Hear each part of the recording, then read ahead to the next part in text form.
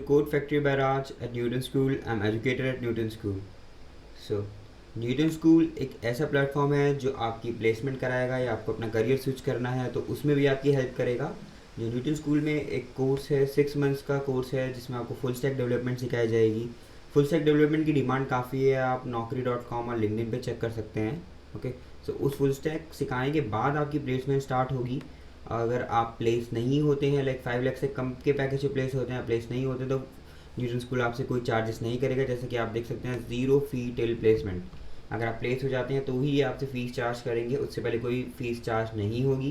काफ़ी प्लेटफॉर्म जो Newton school जैसे होते हैं वो फ़ीस चार्ज करते हैं, प्लेसमेंट से पहले ही फ़ीस चार्ज कर लेते हैं। Okay, so let's start with the video. Topic is C++ input output. Okay, so आपने पहले भी वीडियोस में देख लिया होगा क्योंकि मैंने थोड़े बहुत प्रोग्राम्स कराए हैं कि आउटपुट के लिए हम जो C++ में यूज़ करते हैं वो है कि C++ सी आउट में यूज़ करते हैं हम इसमें, जो कि IO स्ट्रीम हेडर फाइल के अंदर होता है। इनपुट आउटपुट हेडर फाइल होती हैं। आपको हम प्रोग्राम भी दिखाते हैं कि वो प्रोग्राम कैसा होता है। इनपुट हेडर फाइल होती हैं और उसमें क्या होता है, हम जो ऑपरेटर यूज़ करते हैं उस ऑपरेटर को बोलते हैं, जो ये हमारा ऑपरेटर है, इस ऑपरेटर को हम बोलते हैं extraction operator for displaying output. Okay, so जो आउटपुट हमारा होता है, like I will show you कि हम बेसिकली क्या करते हैं।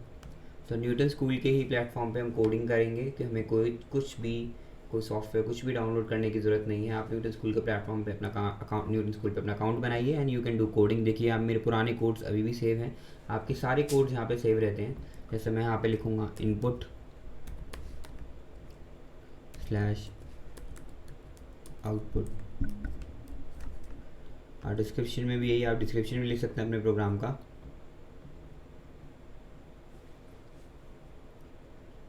अब मैं पिछले प्रोग्राम से कुछ चीज़ें कॉपी करता हूँ पहले तो, ताकि इट वुड बी इजी।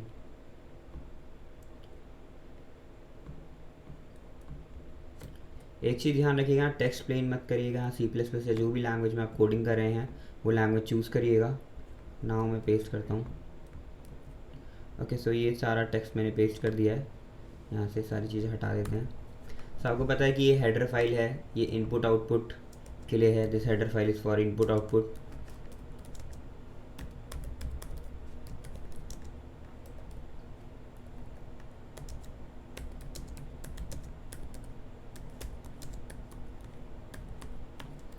और ये भी चीज़ मैं बता देता हूँ, ये है हमारी कमेंट। ओके, सो अगर कोई भी चीज़ हम इस डबल स्लैश के बाद लिखते हैं तो एग्जीक्यूटेबल नहीं होगी। जैसे आप देख सकते हैं ग्रीन हो गया ये वाला पार्ट, सो ये हमारा कमेंट के अंडर में आ गया। ये जब भी मैं कोई प्रोग्राम रन करूँगा, जैसे मैं आपको एग्जांपल दिखाता हूँ, सी आउट के बारे में भी बात करते हैं। सो आप देखेंगे कि ये this header file is for input output, ये हमारा डिस्प्ले कहीं भी नहीं होगा और कोई मैसेज भी नहीं आएगा। ओके, तो 10 यहाँ पे मेरा आउटपुट आ गया। अगर मैं कमेंट का हटाता हूँ तो ये मेरा जो है वाइट हो जाता है। लेट्स सी इसके बाद क्या होता है। इसके बाद एरर आया है, this header file is for like hash include directive के आगे लगाया तो उसके आगे ये एरर आएगा ऑब्वियस है। सो वो ये कह रहा है कि हैश इंक्लूड ऐसा कोई डायरेक्टिव नहीं है। सो ये क्या है, अगर हमें कोई चीज़ ऐसी है कि मतलब किसी लाइन के बारे में बताना है कि लाइन क्या करती है, किसी और बंदे को समझने के लिए या खुद को समझने के लिए, तो हम कमेंट का यूज़ करते हैं। ये वाली जो कमेंट होती है हमारी सिंगल लाइन कमेंट होती है, ऐसी हमारी मल्टी लाइन कमेंट होती है। जैसे मैंने करा, जैसे मैं यहाँ पे लिखूँ हाय, मेरे को और भी कमेंट लिखना है, जैसे हेडर फाइल ही आ गया और यहाँ हाय, तो ये चीज़ यहाँ पे नहीं होगी क्योंकि सिंगल लाइन कमेंट है। इस लाइन में जो भी आप लिखेंगे वो उसी को कमेंट करेगा। पर अगर मेरे को यहाँ पे कुछ लिखना और उसे कमेंट करना है तो मेरे को दोबारा ही डबल स्लैश लगाने पड़ेंगे। तो इसके लिए हमारे पास है मल्टी लाइन कमेंट। उसमें क्या होता है, आपको स्लैश के बाद एस्ट्रिक लगाना पड़ता है और फिर एस्ट्रिक स्लैश।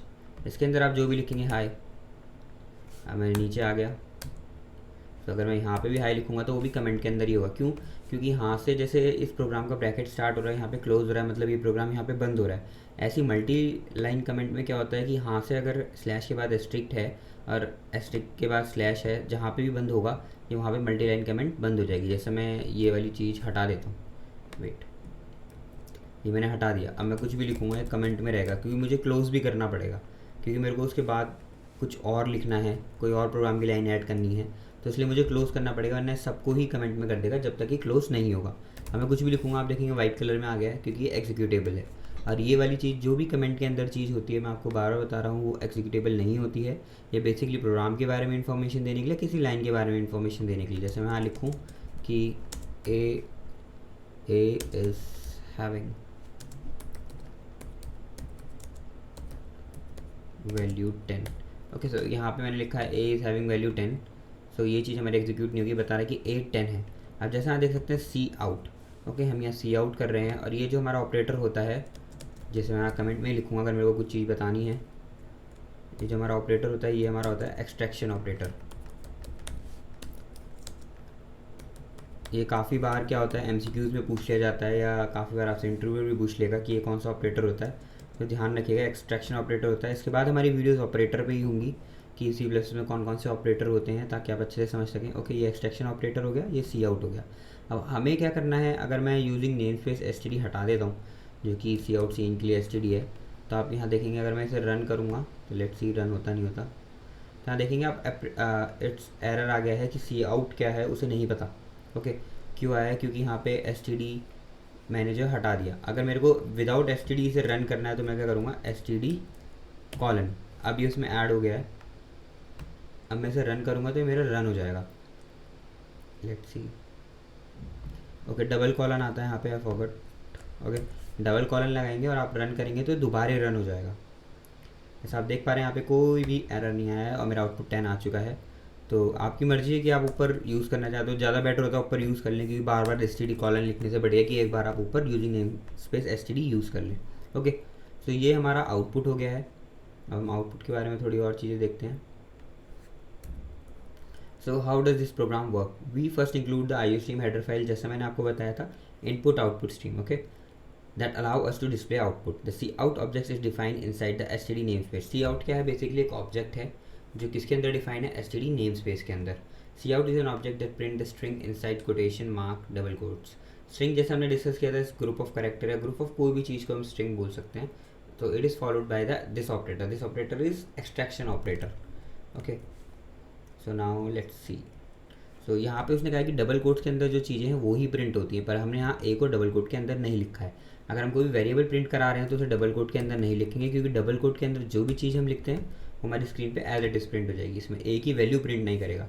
अगर हमें वैल्यू प्रिंट करानी है किसी भी चीज़ की, लाइक किसी वेरिएबल की, तो आप ऐसे लिखेंगे वेरिएबल को विदाउट डबल कोट्स में। अगर आप डबल कोट्स के अंदर लिखेंगे तो वो एक मैसेज लेगा जो कि आपको आउट वो कराना है display.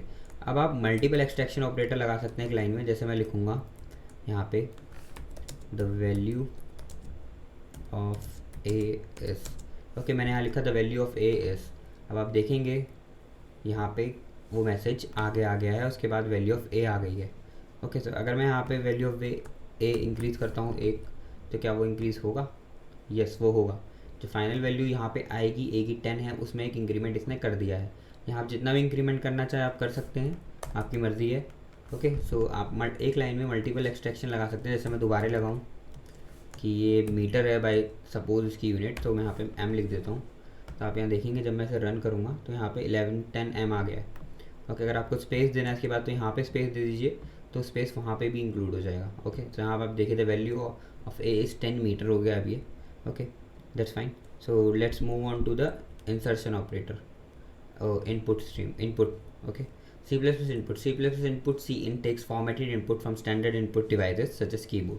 We use cin object along with insertion operator. इस ऑपरेटर को क्या बोलते हैं हम? Insertion operator for taking input. अब हमारे क्या है कि काफ़ी बार ऐसी चीज़ें नहीं होती हैं प्रोग्राम में कि यूज़र ही आपको वैल्यू दे। आपको क्या पता काफ़ी बार यूज़र से वैल्यू लेनी पड़ती है। जैसे कि आप अपना कहीं पे मोबाइल नंबर एंटर करते हैं, ऐसा तो नहीं कि पहले मोबाइल नंबर आता है, आपको एंटर करना पड़ता है, देन आपका मोबाइल नंबर आता है। तो ऐसी केसेस होते हैं। जैसे मैंने ए यहाँ पे 10 लिख दिया। अब मेरे को क्या कराना है, ए की वैल्यू मेरे को प्रिंट करानी है 10। अब यहाँ देखते हैं ए की वैल्यू क्या प्रिंट होगी, 0, क्योंकि ए को डिफाइन ही नहीं किया हमने कुछ। अगर बाय डिफ़ॉल्ट इसकी वैल्यू 0 हो गई है, तो अगर मैं यहाँ पे क्या करूँ, ए को यूज़र से लेता हूँ। ओके, तो एक कमेंट के आगे आ गया तो उसे नेक्स्ट लाइन कर देते तो कमेंट गायब हो जाएगी, क्योंकि सिंगल लाइन कमेंट है, जैसे मैंने आपको बताया था। ओके, सी इन ए कर दीजिए आप, और यहाँ पर रन करिए थे। तो सबसे पहले क्या करेगा, आपसे वैल्यू लेगा, क्योंकि प्रोग्राम का फ्लो क्या है, लाइन बाय लाइन है। सी इन पहले चलेगा हमारा। सो यहाँ पे रन नहीं हो रहा है, यहाँ पे सी इन ए मैंने किया है, but let's see like what's happening. Okay, custom input की वैल्यू ऊपर है, तो लाइक मैं यहाँ 10 करूँगा, 10 लिखूँगा एंड देन मैं रन करूँगा, तो यहाँ पे 10 वैल्यू आ गई, आप देख सकते हैं। ओके, सो इनपुट हमें ऊपर से करना है एंड देन आउटपुट नीचे आएगा। सो इसमें ऐसा ही है, लाइक अगर मेरे को सीन से पहले कोई वैल्यू डिस्प्ले करानी है कि ये किस चीज़ की वैल्यू हम इनपुट ले रहे हैं या क्या है, जैसे आप मोबाइल नंबर इनपुट लेते हैं, पहले लिखा था ना एंटर योर मोबाइल नंबर, तो यहाँ पे हम स्टार्टिंग में सी आउट कर देंगे enter the value of A. Okay, so next line में इनपुट लेना है अगर आपको, तो ये आप एक्सट्रैक्शन ऑपरेटर लगा के एंडल लिख दीजिए, एंडल मतलब एंड ऑफ लाइन। तो अगर मैं इसको रन करता हूँ दोबारा,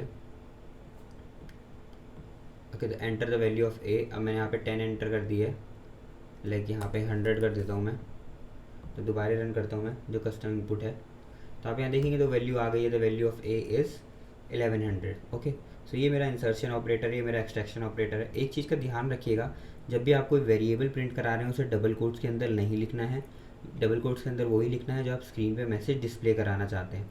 अब सेम केस सीन के केस में आता है कि लाइक अगर मैंने यहाँ पे using name space STD comment कर दिया है, लाइक ये एग्जीक्यूटेबल नहीं है, आपको पता है जो भी चीज़ कमेंट के बाद होगी वो एग्जीक्यूटेबल नहीं होती, कमेंट के मतलब ये सिंगल लाइन कमेंट के बाद है, तो इस पूरी लाइन में जो भी चीज़ मैं लिखूँगा वो एग्जीक्यूटेबल नहीं होगी, नेक्स्ट लाइन में लिखूँगा वो एग्जीक्यूटेबल होगी।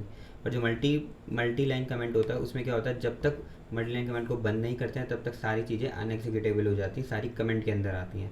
जैसे मैं अभी इसे रन करता हूँ तो यहाँ पे एरर आएगा। ओके, सो एरर सी आउट के लिए भी आएगा। अब हमने सी आउट के लिए देख लिया था क्या लिखते हैं हम, अगर मैं यहाँ पे S T D colon colon C out लिखूँगा, और सी इन के केस में भी हम सेम लिखेंगे, S T D colon colon C in, और यहाँ पे भी S T D colon colon. काफ़ी बार पूछ लेते हैं इंटरव्यू में कि अगर using namespace S T D हम यूज़ नहीं कर रहे हैं तो सी आउट सी इन कैसे कराएं, तो इस चीज़ का ध्यान रखिएगा कि हम एस टी डी कॉलन से भी कर सकते हैं।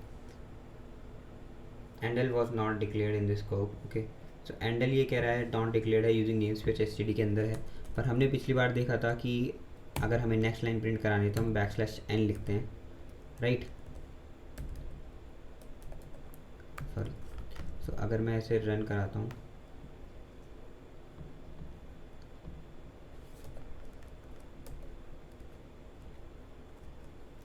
वेट,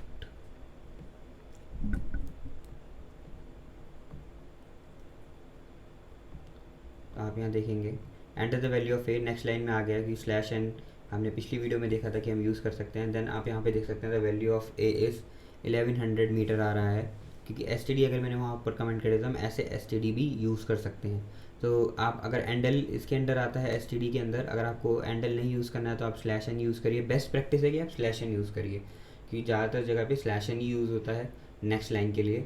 अगर मैं यहाँ पे /n हटा दूँगा तो आपको पता होगा क्या होगा, ये सेम लाइन में प्रिंट करा देगा इस वैल्यू को, तो आप भी देख सकते हैं सेम लाइन में प्रिंट हो। तो अगर मैं /n लगाता हूँ यहाँ पे तो नेक्स्ट लाइन में प्रिंट होगा। अगर आपको यहाँ पे भी जैसे इसको नेक्स्ट लाइन में प्रिंट कराना है इसकी वैल्यू, तो /n लगा दीजिए सिंपल, तो अब आप देख पाएंगे कि वो वैल्यू नेक्स्ट लाइन में प्रिंट हो जाएगी। /n, ओके, मैंने गलत स्लैश लगा दिया है तो उसकी वजह से हो गया, सॉरी। तो अगर मैं /n लगाऊंगा तो आप यहाँ देखेंगे वो नेक्स्ट लाइन में वैल्यू प्रिंट हो गई है। ओके, जब भी आपको जहाँ भी कोई चीज़ नेक्स्ट लाइन में प्रिंट करनी है, डबल कोट्स के अंदर /n लगा दीजिए, वो वैल्यू नेक्स्ट लाइन के अंदर प्रिंट हो जाएगी। अगर मैं इस वैल्यू से पहले भी अगर लेट्स ट्राई की /n लगाता हूँ तो क्या होता है, तो आप देख सकते हैं कि मीटर जो है वो नेक्स्ट लाइन में आ गया है और जो हमारा 1100 है वो ऊपर है। ओके, सो आपको पता लग गया है। आज हमने जो सीखा है वो है multi line comments, single line comments और सी आउट और C in. Okay, thanks for watching this video and kindly do subscribe to this channel. Thank you.